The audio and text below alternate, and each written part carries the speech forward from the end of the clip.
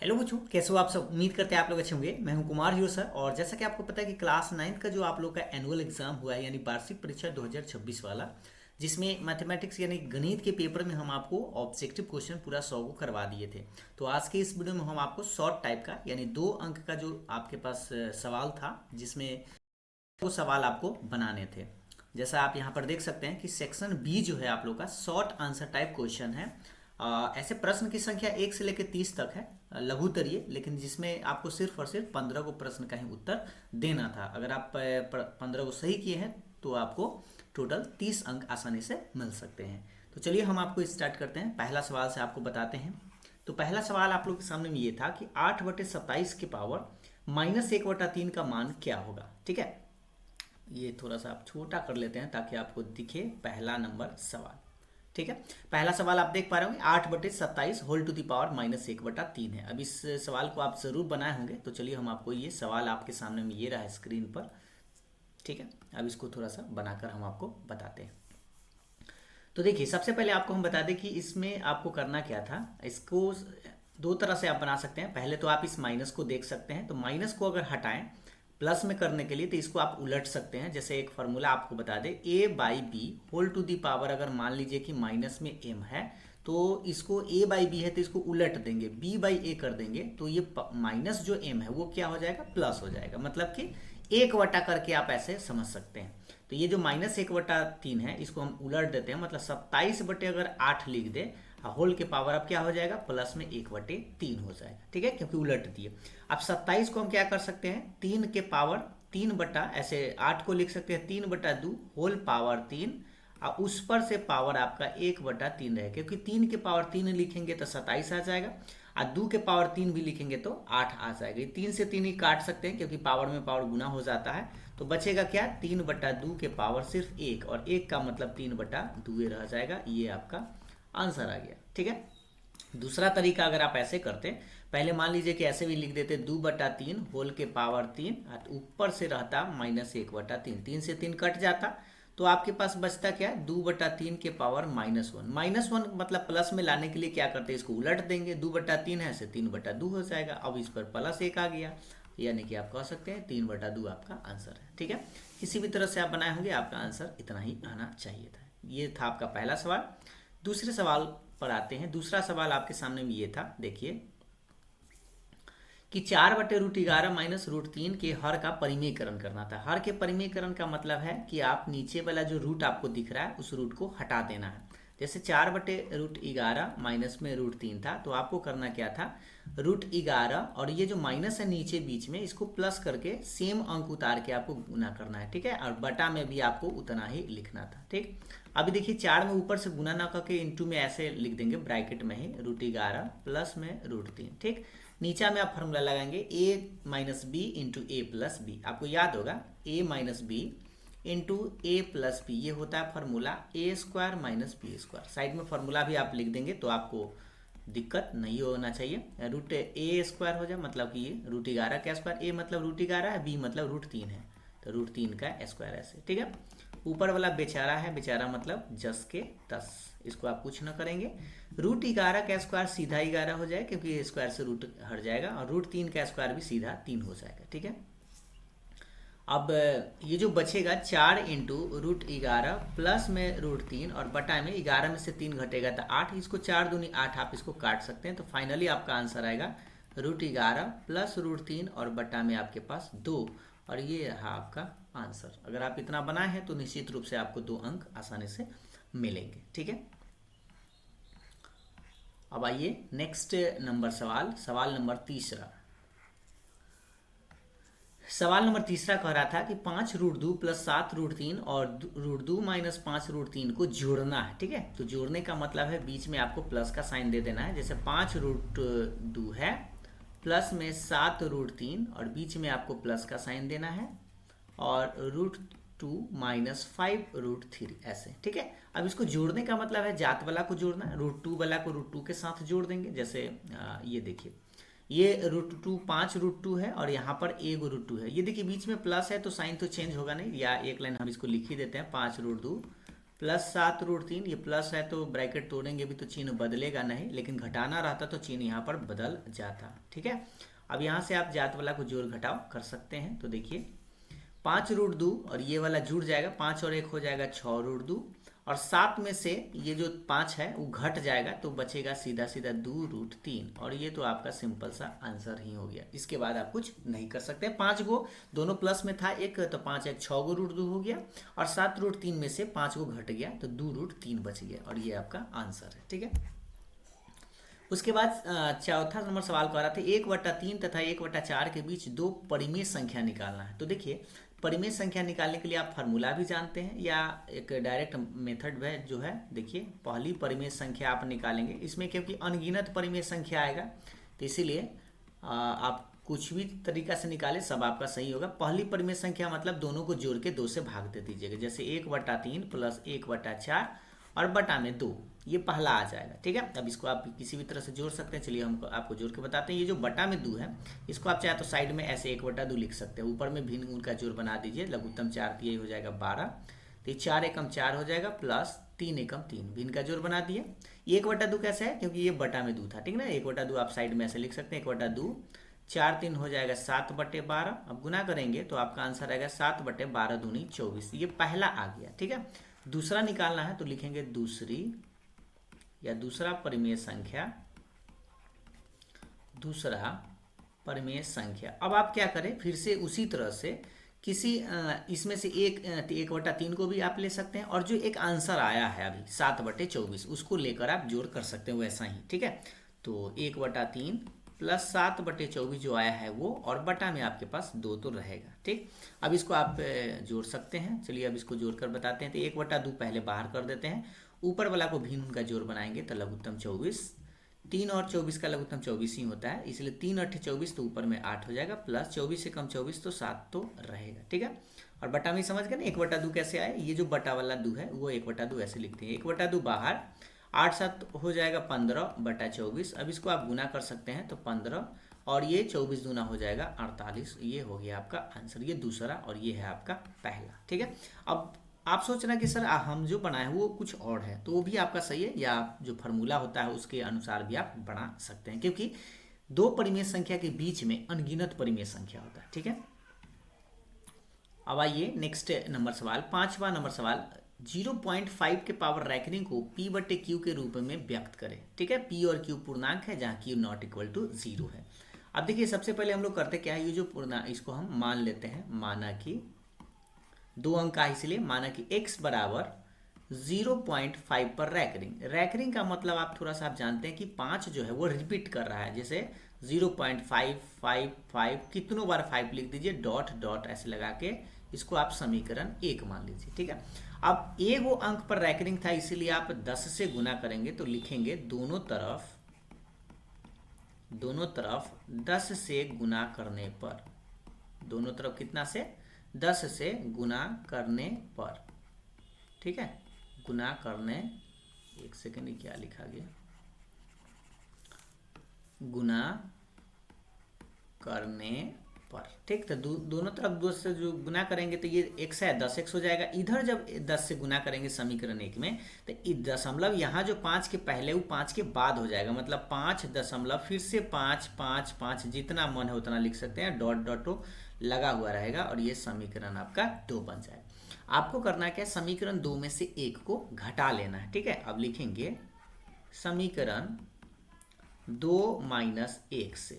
ठीक, तो समीकरण 2 में से घटाना है तो पहले आप चाहे तो समीकरण 2 को लिख दीजिएगा 5.555 डॉट डॉट ऐसे। ठीक, नीचे में लिखिएगा समीकरण 1, x बराबर जो भी है 0.5555 जितना मन है उतना ऐसे लिख दीजिए। अब इसको क्या करना है, घटाना है, तो घटाने का मतलब चिन्ह को बदलना, ये 10 में से 1 घटेगा तो ये 9x हो जाएगा।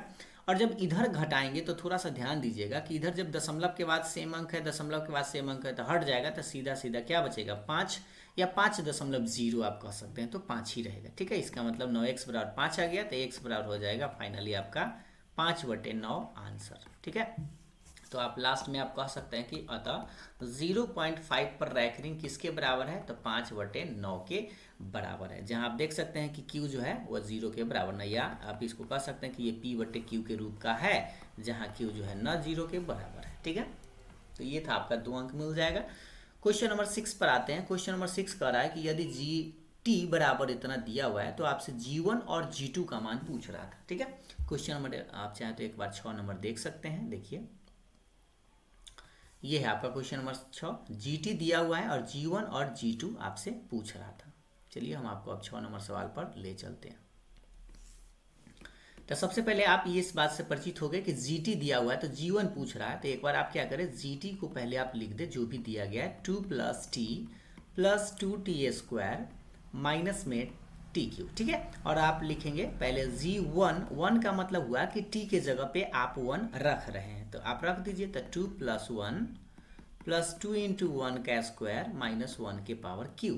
ठीक है, जहाँ पावर है या गुना में जो है वही रहेगा, लेकिन t के जगह पे 1 रख देंगे। तो ये 2 + 1 + 1 का स्क्वायर 1 ही होता है, और 1 में 2 से गुना करेंगे तो 2 रहेगा, और 1 के पावर Q भी तो 1 ही आता है। अब आप देख लीजिए, जोड़ घटाव कर सकते हैं, 1 से 1 कट जाएगा क्योंकि 1 + 1 माइनस है, 2 2 कितना आ जाएगा, 4। तो G1 का मान आपके पास 4 निकल चुका है। पुनः उसी तरह से हम G2 निकालेंगे, मतलब एक t के जगह पे 2 रखेंगे, सेम इसी तरह से इसमें। ठीक है, तो थोड़ा सा कलर करते हैं चेंज, रखेंगे तो 2 + देखिए ये वाला 2 तो रहेगा, इस t के जगह 2 रखेंगे, प्लस 2 × 2 का स्क्वायर, और ये जो TQ है यहाँ लिखेंगे 2 के पावर 3। ठीक है, अब इसमें इसको कैलकुलेट कर दीजिए, तो 2 + 2 + ये 2 के स्क्वायर पहले 4 हो जाएगा, 4 दूनी 8 आ गया, और 2 के पावर Q फिर से 8 आएगा, 8 से 8 इस बार कट जाएगा, तो 2 × 2 4, यानी कि इसका भी आंसर 4 ही आया। ठीक है, और तो आप चाहे तो लिख सकते हैं कि G1 बराबर 4 और G2 बराबर भी कितना, 4, और ये रहा आपका आंसर। उम्मीद है आप इस बात को समझ पाएंगे। ठीक है, तो चलिए अब आते हैं अगले नंबर सवाल की तरफ। सवाल नंबर 7। सवाल नंबर 7 आपके पास कर रहा है, बहुपद इतना का शून्यक निकालिए। देखिए शून्यक के लिए हम आपको बताए थे कितना बार कि जो बहुपद दिया हुआ है उसमें x का वह मान होता है जो इस बहुपद के मान को 0 के बराबर कर दे। तो शून्यक के लिए आप क्या करिएगा, शून्यक के लिए मतलब आपको शून्यक निकालना है, तो इसीलिए आप इसको 0 के बराबर कर दीजिएगा, मतलब 2x² + 5x बराबर क्या लिख दीजिएगा, 0, और इससे आपको x का मान निकालना है। तो डायरेक्ट x का मान नहीं निकलेगा, इसमें से आप कॉमन ले लीजिए, पहले x कॉमन ले लेंगे तो यहाँ 2x बचेगा, क्योंकि x कॉमन ले चुके हैं तो यहाँ 5 बचेगा, गुना करके आप एक बार चेक कर लीजिए, 2x² आ जाएगा, 5 में x है तो 5x भी आ जाएगा बराबर 0। अब यहाँ से करना क्या है, जब जब करके आपको मान निकालना है। जब एगो x जो बड़ा ब्रैकेट से बाहर है तो x बराबर 0, तो ये तो सिंपल सा बात है, x के मान 0 ही रह गया। फिर आप जब लिखेंगे दूसरा ब्रैकेट ये वाला, तो 2x + 5 बराबर 0, इससे तो x का मान निकलेगा, तो 2x बराबर -5, डैट इम्प्लाइज x बराबर आ गया -5, गुना में 2 है तो कहाँ आएगा, बटा में। अतः इस बहुपद के 2 शून्यक, अतः 2 शून्यक आया आपके पास, क्योंकि ये 2 घात था, 2 शून्यक है। कौन कौन है, तो आप कहेंगे एक 0 है और एवं एक है -5/2। ठीक है, ये आपके पास 2 शून्यक निकल के आए। अब आइए अगले नंबर सवाल 8 नंबर, एक बार सवाल को पहले आप देख लीजिए। 8 नंबर सवाल कह रहा है, यदि x + 2 इस बहुपद px का एक गुणनखंड है तो k का मान निकालना। तो चलिए अब इस सवाल को बताते हैं। ठीक है, देखिए गुणनखंड का मतलब x + 2 जो है इस बहुपद का गुणनखंड है। एक बार सवाल प्लस था या -8 नंबर, हाँ ठीक है, kx² - 3x - k। ठीक, तो देखिए सबसे पहले गुणनखंड का मतलब है कि अगर हम इससे भाग दें इसमें, तो इसका मतलब शेषफल जो है वह 0 आएगा। या आप ऐसे कहें कि x + 2 से इससे हम x का मान निकाल लें और इसमें मान रखें तो शेषफल 0 आएगा। तो सबसे पहले आप क्या करें, x + 2 जो दिया हुआ है इसको 0 के बराबर करके x का मान -2 निकाल लें। अब आप लिखेंगे गुणनखंड है, चूंकि x + 2 इतना का गुणनखंड है, इसीलिए -2 जब इसमें रखेंगे तो इसका मान 0 के बराबर आएगा। ठीक, अब लिखेंगे शेषफल प्रमेय से आप कह सकते हैं ऐसे कि अब p माइनस टू जो है वह किसके बराबर आएगा, जीरो के बराबर आएगा। क्यों? क्योंकि ये x प्लस टू इसका गुणनखंड था, तो माइनस दो जैसे ही इस बहुपद में रखेंगे तो इसका मान जीरो आएगा, मतलब शेषफल जीरो आएगा। अब आपको करना क्या है, जहां जहां इसमें x दिख रहा है वहां पे माइनस टू रख देना है। तो k तो रहेगा x की जगह माइनस टू का स्क्वायर, 3 तो रहेगा x की जगह माइनस टू, माइनस के भी रहेगा, और बराबर के बाद आपको क्या लिखना है, जीरो लिखना है। अब इसको थोड़ा सा कैलकुलेट कर दीजिएगा, आपका आंसर आ जाएगा। तो देखिए माइनस दो का स्क्वायर तो प्लस 4 होता है, तो ये हो जाएगा 4k, ये माइनस माइनस हो जाएगा 3 दूनी 6 प्लस, और ये माइनस के रहेगा बराबर जीरो। अब देखिए 4 गो के में से एगो के घटेगा तो 3 गो के प्लस में 6 बराबर जीरो। ठीक है, अब यहाँ से आपको करना क्या है, के का मान निकालना। तो के का मान निकालने के लिए हम लोग करेंगे क्या, के को इधर ही छोड़ेंगे, प्लस 6 इधर आके माइनस 6, 3 दूनी 6 कट सकता है, तो फाइनली आपका आंसर आएगा के का मान माइनस में 2, और ये आपका आंसर हो गया। ठीक है, अगर आप के का मान माइनस 2 लाए हैं तो आपका आंसर सही है। ठीक है, अब बढ़ते हैं नेक्स्ट नंबर सवाल नंबर 9 कह रहा है गुणनखंड करना है। ठीक है, तो गुणनखंड में क्या होता है, देखिए पहले हम क्या करते हैं, 6y square plus 5y minus 6। गुणनखंड में होता है पहला में अंतिम से गुना होता है, पहला में अंतिम से गुना करते हैं, तो ये माइनस में 36y स्क्वायर आ रहा है। यानी बीच वाला पार्ट को दो पार्ट में ऐसे बांटना है कि गुना करके माइनस में आना चाहिए। तो माइनस में कब आता है, जब एक प्लस हो और एक माइनस है। तो ठीक है, तो एक बड़ा लीजिए एक छोटा लीजिए, आप ऐसे कर सकते हैं।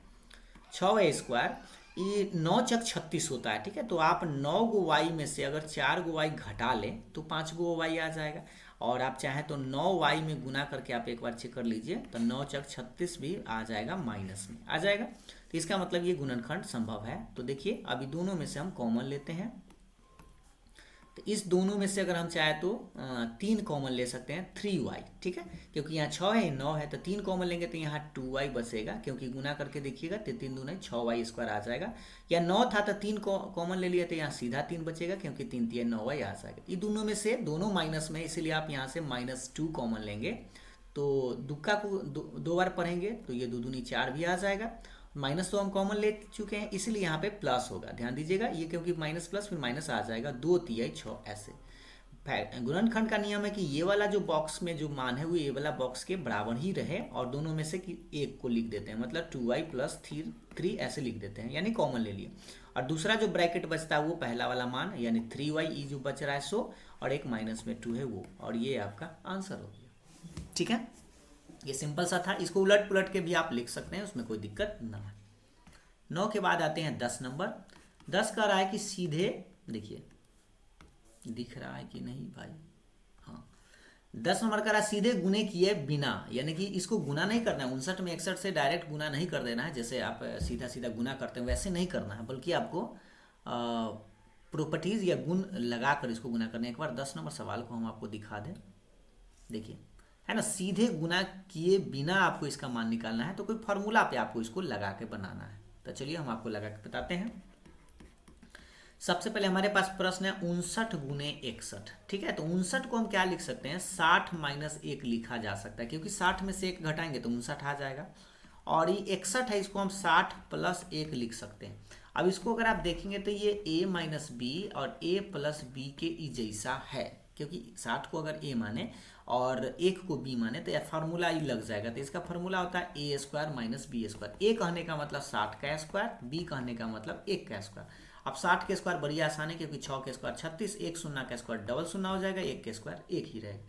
3600 में से 1 घटा लेंगे तो आपके पास बचेगा 3599, और ये आपका आंसर है। अगर आप इसको चाहे तो गुना करके व डायरेक्ट गुना करके चेक कर लीजिएगा कि इतना ही आता है कि नहीं। ठीक है, तो ये था आपका बिना गुना किए आप इस तरह से बढ़ाएंगे। 11 नंबर सवाल कर रहा है 2x minus Y plus Z का होल स्क्वायर का प्रसार करना है, मतलब a plus B plus C का होल स्क्वायर जो फॉर्मूला होता है उस पर आपको इसको बिठा देना। तो सबसे पहले हम क्या करते हैं, a की जगह 2x मान लेते हैं, b के जगह माइनस वाई और c के जगह z। ठीक, अब आप इसको ऐसे समझे, a plus B plus C का होल स्क्वायर क्या होता है, तो फॉर्मूला एक बार लिख देते हैं, a square plus B square plus C square plus 2ab plus 2bc plus 2ca। ये जनरल फार्मूला हो गया प्लस वाला, लेकिन हमारे पास यहाँ माइनस था तो आप माइनस वाला भी फार्मूला डायरेक्ट लगा सकते हैं, या आप इस प्रश्न को समझिए कि जो b है वो माइनस में y है, तो आपको प्लस वाला आराम से लग जाएगा। जैसे यहाँ पर इस फार्मूला को आप ऐसे समझ सकते हैं कि a की जगह 2x हो गया, b की जगह -y ऐसे करके, और c की जगह आपके पास z हो गया ऐसे। ठीक है, आप स्पष्ट दिख रहा है, a plus B plus C का होल स्क्वायर हो गया। राइट साइड भी ध्यान दीजिएगा, जहाँ पे आपको a दिखे, जहाँ पे आपको a दिखे वहाँ पे 2x लिखना है, b दिखे वहाँ -y लिखिएगा, और c दिखे वहाँ z लिखेंगे। तो देखिए a की जगह 2x का स्क्वायर, b की जगह -y का स्क्वायर, c की जगह z का स्क्वायर, इसमें तो कोई डाउट ना है। प्लस अब आते हैं ये 2ab में, तो 2a की जगह 2x, ब्रैकेट में b की जगह माइनस में y ऐसे, प्लस 2bc, तो 2 तो रहेगा, b की जगह -y, ध्यान से देखिएगा, c की जगह z है, और प्लस में ये होता है लास्ट वाला ये 2c है, तो 2 तो रहेगा, c की जगह z है, और a की जगह 2x है, कुछ इस तरह से ब्रैकेट में घेर के। अब बस अब इसका आंसर आ जाएगा, तो 2 का स्क्वायर करेंगे तो 4x स्क्वायर, ये देखिए माइनस का स्क्वायर जब करेंगे, थोड़ा सा कलर करते हैं चेंज, ये जब माइनस का स्क्वायर करेंगे तो प्लस ही रहेगा, इसलिए Y square plus Z square ये वाला रहेगा। अब इसको थोड़ा सा गुना करेंगे ध्यान से, ये प्लस माइनस इस पर माइनस हो जाएगा, 2 दूनी 4 और एक्स वाई तो रहेगा, तो 4xy, ये जब गुना करेंगे तो ये भी आपका माइनस में ही आएगा, तो 2yz, और ये 2 दूनी 4 हो जाएगा, तो 4 ये प्लस में ही रहेगा, तो 4zx, और ये आपका आंसर हो गया। ठीक है, या आप चाहते तो डायरेक्ट आप फॉर्मूला भी यूज कर सकते थे, ये वाला कि y जिसमें भी y माइनस है, इसलिए b वाला जो भी टर्म है वो माइनस में आप डायरेक्ट लिख सकते हैं। जैसे आप देख लीजिए, इसमें भी b था, इसमें भी b है, तो ये दोनों माइनस में ही आंसर आया होगा, ये देखिए है ना, और c वाला और a वाला तो प्लस में ही रहेगा। उसके बाद 12 नंबर सवाल पर बात करते हैं। 12 में कह रहा था कि बहुपद इतना को gx अगर इतना से विभाजित करने पर शेषफल क्या होगा। तो आप दो तरीका से बना सकते हैं, इसको भाग दे दीजिए, या शेषफल प्रमेय से डायरेक्ट आप बना सकते हैं। तो शेषफल प्रमेय से आसान होता है, जैसे इससे भाग देना है ना, तो x + 1 से अगर भाग देना है तो इसको 0 के बराबर करके x का मान आप पहले निकाल लीजिए, और आप लिख लीजिएगा शेषफल प्रमेय से, शेषफल प्रमेय से शेषफल बराबर, ठीक है, क्योंकि हमसे शेषफल ही पूछा है, तो शेषफल प्रमेय से शेषफल जो होगा वो p है।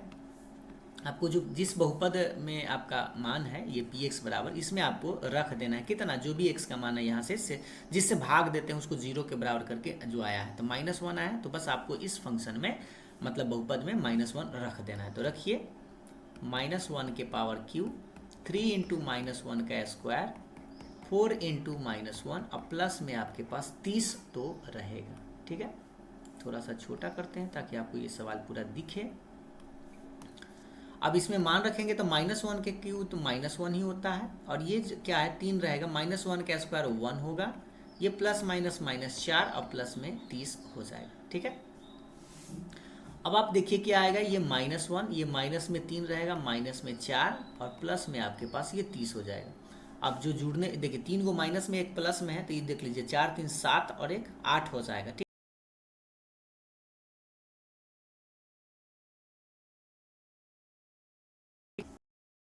देखिए तो ये हो जाएगा 30 - 8, और 30 में से 8 घटेगा तो 22 आपका आंसर आना चाहिए। अब भाग देकर भी आप चेक कर सकते हैं, उससे भी आप शेषफल निकाल सकते हैं। ठीक है, 12 के बाद अब आते हैं 13 नंबर। 13 में कह रहा है समीकरण इतना के 2 हल निकालना है। तो 2 हल क्या, अनगिनत हल आप निकाल सकते हैं, लेकिन आपसे 2 हल पूछा है तो सबसे पहले आप 2 तरीका, आराम से आप x का मान रखिए, y का मान निकल जाएगा। ठीक है, 2 मान रखना है, x का मान कोई भी 2 मान रखिए, फिर y का मान 2 आराम से बारी बारी से निकल जाएगा। या आप चाहे तो y का मान ही पहले करके ऐसे कर सकते हैं, 2x + y = 12 है, तो आप क्या करें y का मान निकाल दें, तो y बराबर हो जाएगा, इस 2x को राइट साइड भेज देंगे तो 12 - 2x, इसको समीकरण आप 1 मान लीजिए। अब इसमें आप क्या करें, लिखें जब x का मान आप अपना मन से कुछ भी रख सकते हैं, तो x का मान 1 रखेंगे तो y बराबर आ जाएगा 12 - 2 × 1, क्योंकि x का मान 1 रख रहे हैं, तो 12 - 2, 12 में से 2 घटेगा तो 10। तो इसका मतलब यह हुआ कि 1 रखे तो कितना आया, 10 आया। फिर जब आप लिखे 2 मान पूछ रहा है, इसलिए आप x का मान 1 और रख दीजिए, 2 या कुछ भी रख सकते हैं, चलिए हम 2 ही रखते हैं, तो y बराबर हो जाएगा 12 - 2 × 2, क्योंकि x की जगह आप 2 रखे हैं, 12 - 2 दूनी 4 हो जाएगा, और ये बचेगा 8, यानी कि आपके पास आंसर जो आया 2 हल, तो लास्ट में आप लिख दीजिएगा 2 हल। 2 हल कौन कौन सा है, एक रखे हैं तो 10 आया है, एवं 2 रखे हैं तो 8 आया है। ठीक है, अब ये ज़रूरी नहीं कि हम जो मान रखे हैं वही रखें तो आपका सही है, क्योंकि आप कोई भी अपना मन से मान रख सकते हैं। जो आप रखे होंगे बस कैलकुलेट आपका सही होना चाहिए, आंसर आपको सटीक मिलेगा। ठीक है, अब आते हैं 14 नंबर सवाल पर। देखिए 14 नंबर सवाल कर रहा है समीकरण इतना को हल करें और संख्या रेखा पर प्रदर्शित करना है। तो सबसे पहले तो ये बहुत आसान सवाल है कि आपको x का मान तो बड़ी आसानी से निकाल सकते हैं। जैसे 2x प्लस में 3 बराबर x माइनस 5 है। अब इसे x का मान निकालने का मतलब है कि x वाला को एक तरफ करें तो 2x प्लस x इधर आके माइनस x हो जाएगा, उधर माइनस 5, ध्यान दीजिएगा माइनस में 5 है इसलिए माइनस 5 भी उधर रहेगा, प्लस में 3 इधर था उधर आएगा तो माइनस 3 हो जाएगा। अब ये बचेगा x, क्योंकि 2 x में से एगो x घटेगा तो एगो x, और -5 -3 माइनस में 8 हो जाएगा। ठीक है, तो ये तो आपका आंसर तो हो गया कि x का मान -8 आया। अब इसको क्या करना है, संख्या रेखा पर भी प्रदर्शित करना है। तो एक तरफ -इन्फिनिटी एक तरफ +इन्फिनिटी, बीच में मान लीजिए ये 0 है और x का मान -8 तो लेफ्ट साइड में ही आएगा। तो यहाँ पर मान लेते हैं ये जो है आपके पास यहाँ पे आपका -8 है। ठीक, अब ये लाइन जो है आपका यहाँ पर बस ड्रॉ कर देना है, x का मान -8। इसको काउंट करके आप लिख सकते हैं 1 2 3 4 5 6 7 और ये हो गया आपका 8। ठीक है, और ये आपका आंसर हो जाएगा। बस संख्या रेखा पर इस तरह से दर्शा देना। अब आते हैं 15 नंबर सवाल। किसी त्रिभुज के कोण अगर इसके अनुपात में है तो सबसे छोटा कोण का मान निकालना है। तो सबसे छोटा कोण, तो सबसे पहले मान लीजिए कि आपके पास एक कोई त्रिभुज था जिसमें कि ABC कोण है। ठीक है, अब एगो कोण कितना है 2 है तो इसको हम 2x करके मान लेते हैं, तो 2x हो गया। एगो 3 है तो 3x करके मान लेते हैं। एक 4x है तो x की तरह से 4x मान लिए। तीनों कोण पता हो गया। तो माना कि पहले आप क्या करें, माना कि अनुपात में दिए हुए हैं, तो माना कि त्रिभुज के कोण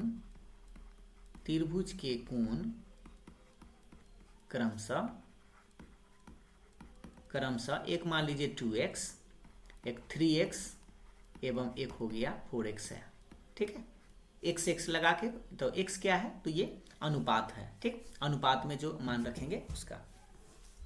अब सबसे पहले आप जानते हैं कि त्रिभुज के तीनों कोणों का योगफल जो है वो क्या होता है 180 के बराबर। तो चूंकि त्रिभुज के लिख देंगे त्रिभुज के अंतःकोणों का योग, या आप डायरेक्ट ऐसे कह सकते हैं कि कोण A प्लस कोण B प्लस कोण C बराबर 180 डिग्री। ठीक है, अब कोण A कितना है 2x है, कोण B कितना है 3x है, कोण C कितना है 4x है, बराबर 180। अब इसको आप जोड़ जाड़ करके x का मान पहले आप निकाल लीजिए। तो 4 3 7 और 2 हो जाएगा 9x बराबर 180। अभी 9 दूनी 18 कट सकता है 20 बार में, तो इसलिए कहेंगे x का मान 20 आया। ठीक है, x का मान क्या आया 20। लेकिन आपसे वो पूछ रहा था सबसे छोटा कौन, तो छोटा कौन सा होगा 2 वाला 2x है। अतः सबसे छोटा कोण, तो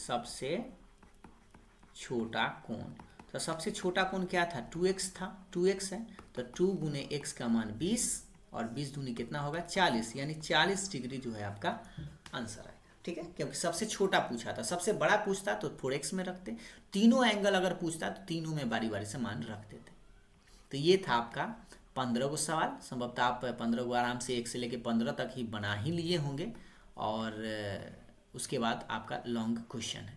तो ये 15 को अभी हम यहीं छोड़ देते हैं। ठीक है, 15 क्वेश्चन के बाद हम फिर एक और वीडियो बनाएंगे जिसमें कि आपको 16 नंबर से लेके 30 नंबर तक जो सवाल है उसको भी कंप्लीट कर देंगे। अगर आप उसमें से भी प्रश्न बनाए होंगे तो आप आसानी से मिला सकते हैं। तो इस वीडियो को यही रोकते हैं। वीडियो पसंद आया तो लाइक जरूर करिएगा। आज के लिए इतना, फिर मिलते हैं अगले वीडियो में। तब तक के लिए बाय बाय, थैंक यू।